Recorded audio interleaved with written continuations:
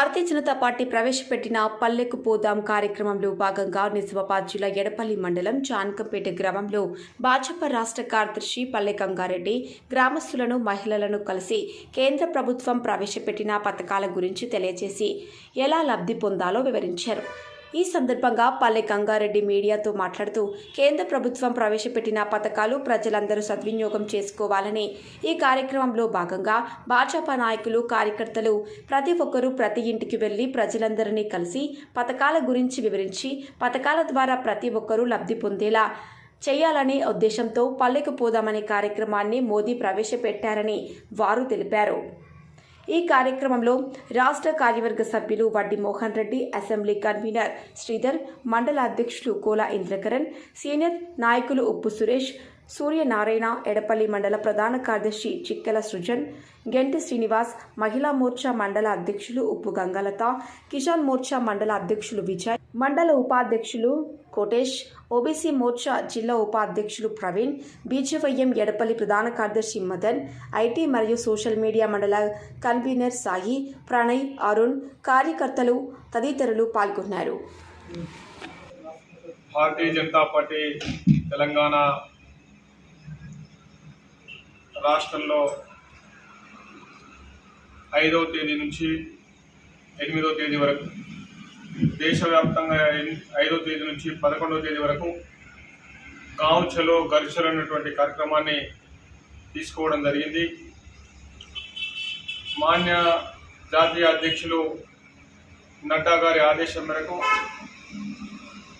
దేశవ్యాప్తంగా ప్రతి గ్రామానికి కూడా ప్రతి ఒక్క కార్యకర్త వెళ్ళి ఆ గ్రామాల్లో ఉన్నటువంటి పరిస్థితులను తెలుసుకోవడానికి కోసం రాష్ట్ర జాతీయ నాయకులందరూ కూడా గ్రామాలకు వెళ్ళాలనేటువంటి సంకల్పంలో భాగంగానే ఈరోజు రాష్ట్ర పార్టీ అన్ని నియోజకవర్గాలకు కూడా ఒక ముఖ్యమైనటువంటి నాయకులను పంపాలనేటువంటి కార్యక్రమంలో భాగంగా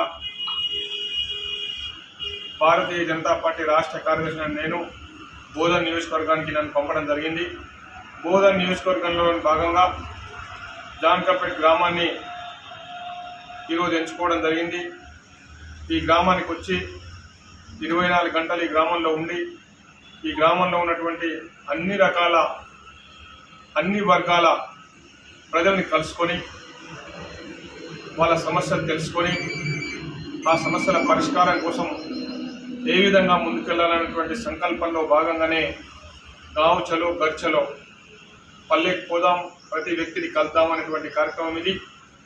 దాంట్లో భాగంగా ఈరోజు ఉదయమే ఇక్కడికి వచ్చి లక్ష్మీ నరసింహస్వామి వారి దర్శనం చేసుకొని రైతులని కలుసుకొని తర్వాత అంగన్వాడీ సెంటర్ని విజిట్ చేసి అక్కడ సమస్యలు తెలుసుకొని మహిళా సంఘాలని కలుసుకొని స్కూల్కి వెళ్ళి విద్యార్థుల సమస్యలు, టీచర్ల సమస్యలు అధ్యయనం చేసి అనేక విషయాల్ని ఇన్ఫ్లుయెన్స్ పర్సన్స్ని ప్రముఖుల్ని కూడా కలవడం జరిగింది. ఈ రకంగా అన్ని విషయాలు తెలుసుకోవడం ఉద్దేశం భాగంగానే ఈ గ్రామాల పర్యటన చేయడం జరుగుతుంది.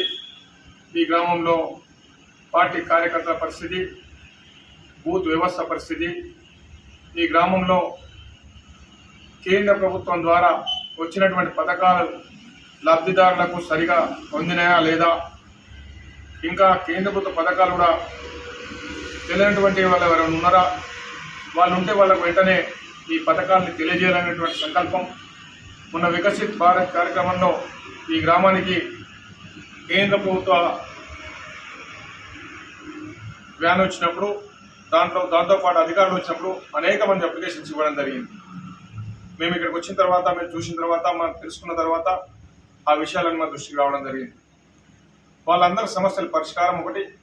రెండవది, ప్రతి పల్లెకెళ్ళి గత 9.5 సంవత్సరాల కాలంలో, దాదాపు 10 సంవత్సరాల కాలంలో నరేంద్ర మోడీ నాయకత్వంలో ఈ దేశం ఏ రకంగా అభివృద్ధి సాధించింది, ఒక అవినీతి ఆరోపణ లేకుండా నిరంతరం ఈ దేశం కోసం పనిచేస్తున్నటువంటి వ్యక్తి నరేంద్ర మోదీ గారు.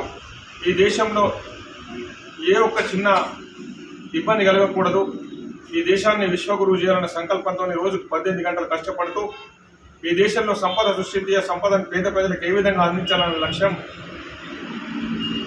రోజుకు 18 గంటలు కష్టపడుతూ ప్రతి పండుగను కూడా ఈ దేశ సైనికులతో జరుపుకొని ఈ దేశ ప్రజలు తన కుటుంబంగా భావించి ఈ దేశంలో అనేక సమస్యల పరిష్కారం కోసం, ఈ దేశంలో భారతీయ జనతా పార్టీ అధికారంలో లేకముందు, అధికారంలో రాకముందు మాకు అధికారం ఇస్తే ఈ దేశంలో అనేక మార్పులు తీసుకొస్తాం, ఈ దేశంలో రామ మందిర నిర్మాణం చేస్తాం, 370 ఆర్టికల్ తొలగిస్తాం, కామన్ సివిల్ కోడ్ తీసుకొస్తాం, సిటిజన్షిప్ అమెండ్మెంట్ యాక్ట్ తీసుకొస్తాం, ఈ దేశంలో ట్రిపుల్ తలాక్ తీసుకొస్తాం, అనేక విషయాలు చెప్పడం జరిగింది.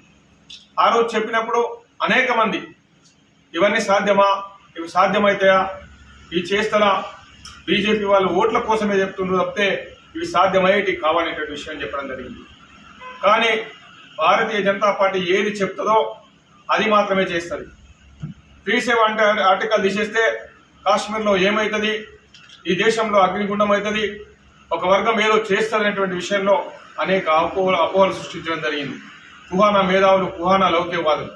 కానీ కాశ్మీర్లో 370 ఆర్టికల్ తీసేసి కాశ్మీర్ని పూర్తిగా భారతదేశంలో అంతర్భాగం చేసిన రోజు ఈ దేశంలో ఒక చిన్న వ్యక్తికి కూడా, చిన్న చెట్టిన వేలు కూడా దెబ్బ జరగకుండా, అటువంటి ప్రస్తావన రాకుండా చేసినటువంటి ఘనత నరేంద్ర మోడీ గారి.